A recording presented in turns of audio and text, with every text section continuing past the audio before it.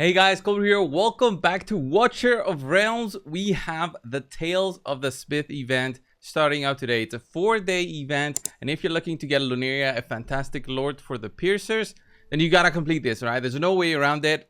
This is one of the only ways that you'll acquire pieces while also really improving your account, because this is the time when all your gear that you've been saving up needs to be enhanced, and you don't need to take everything to 16 to get the points, guys. You got to remember that even getting an item to level 4 gives you a little bit of points. Although it is time consuming to just get everything to level 4, it is a way to at least get something while also even selling the item after that. So that's one of the tactics. I'll explain it in just a bit. Overall, what you want to be doing is maybe getting items to level 10 and level 12. That's where the majority of your points will be coming in. Only the very good items I would suggest going all the way to 16, unless you have unlimited gold, which I highly doubt anyone out there has this. The game really limits you in the way of gold and how much you get, and also the price of leveling an item to 16 is just insane. So you gotta be very careful in doing this. You have 4 days to complete this. So if you're looking to get the 5 fragments, which isn't a lot to be honest, but you'll need to get them. Maybe you can get the 2, and if you have like first position in one of the other what are these are called, the Oracle trials, you'll get much higher amount of fragments through that one. So for example, if you finish, not the global one, if you finish in the second place, you get 7. So maybe you can pick up 3, and then that way you can push through. All right, you need 75 overall to summon the epic hero, so have that in mind. How will I be doing my Tales of the Smith? So you have 4 days. There's no real reason to rush in and push through to get it day 1 and also just go crazy with the gold farming. What you need to remember is that there's also a Brave Conquest starting on Wednesday. That is from gear that you loot and also from the artifact material raid. But it's very important that you can actually loot the gear, level it up a little bit, get the free points basically, and then sell it. All right, so you'll have this as a way to complete the event and push through. So make sure you have that in your mind before you go out and go crazy for Tales of the Smith in day 1, unless you have a lot of gold saved up, a lot of gear that you were really waiting to push, and this is the time for you. So how will I be going around with leveling up my gear? You can see that I've even saved up like a legendary piece of gear. What I'll do with these is basically level 4. That costs very little amount of gold. Of course, you don't sell the legendary gear for a lot of gold anyway. This takes a long time, so if time is not something you have, then don't do this. But this is a way to look at that. It cost me like 1,000 to level it up to 4. I got I think it was 2 or 3 points, and then I'm selling it for about equal. For the mythic gear, this is more common that you'll see some pieces that you like, some pieces that you don't. What you need to be doing is leveling up everything. All right, it doesn't matter if this is a worthwhile piece. To be fair, this is not a piece that I would level up anyway. This can be used maybe by an attack-based healer, but I'm still looking for these kind of pieces for attack-based healers with rage regen and heal effect overall for it to be really worth it for me to get it to 8 or 12. So this is just a piece I'll take to 4, and then I'll sell it. And with that in mind, that's how I'll be pushing through the Tales of the Smith, at least for day 1. I don't have unlimited amount of gear, so obviously this is not the way that I'll get all the points that I need. Okay, I have 404 pieces of gear, with the majority of those being enhanced already. So if I check how much gear I actually have, not enhanced. Oh, it can't. Does it say? Doesn't say. All right, but I don't have a lot. I don't have a lot of gear, as you can see. Barely like 1.5 pages, because I sold a lot of gear the other day. I think it's better maybe to farm all the gear in the future, just to have that in mind for myself. Just save it up, level it up when there is a Tales of the Smith, and then move forward. But I didn't do that, so that was a mistake that I did. So this one, look at these very crazy stats. These are fantastic. If this piece wasn't a defense bonus, so I don't see how you can connect an attack based hero with defense. There's no such thing at the moment. This one's like a flat stat here at the top. So again, level 4. There's no way to make this gear enhancement quicker, which I would love if they added a way to make this instant. There's also this lag that frequently happens for me, at least, you know, 5 or 10 times a day when I'm playing.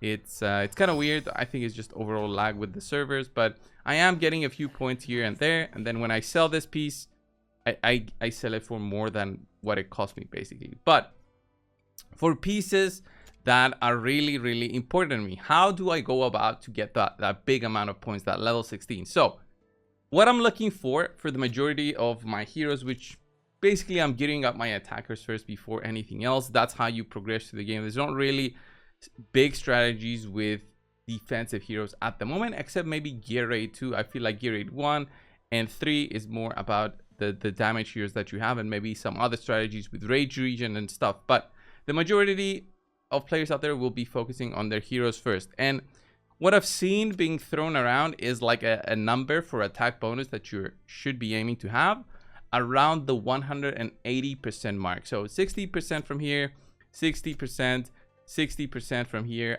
or focusing on crit damage. So if you get like what do I have, 20% here, then what I'm looking for is maybe another 20% from here, and then another 20% from here. So when you have that amount of attack bonus, then you're at a really good point with your damage dealer, and then you can focus on other stats. I've also seen some people mention lower than 100% crit rate, mention 80% crit rate. I'm not sure about that, whether that is really worth it. In my head, you won't be critting as much unless that hero specifically has a way to crit or additional bonuses from other, maybe like a faction bonus or other ways that he can get some crit rate up. So having that in mind, I try to focus for 100% crit rate. So what I'm looking for the pieces that I'll be upgrading is crit rate on the substat, okay? And then I'll try to find a piece from what I farmed that has attack bonus on the top and then crit rate on the substat, and then try and level that up. If I don't have that, then it kind of sucks, because those are the items that I'm really looking for to take to maximum. I've got some HP bonus here, which I'll be upgrading, but not for level 16. Let me see, did I have any farmed that are really worth it? Healing effect, HP bonus, attack bonus. Yeah, this is okay, but this is like level 16 for the crit rate, so it will cost me a ton to get that one.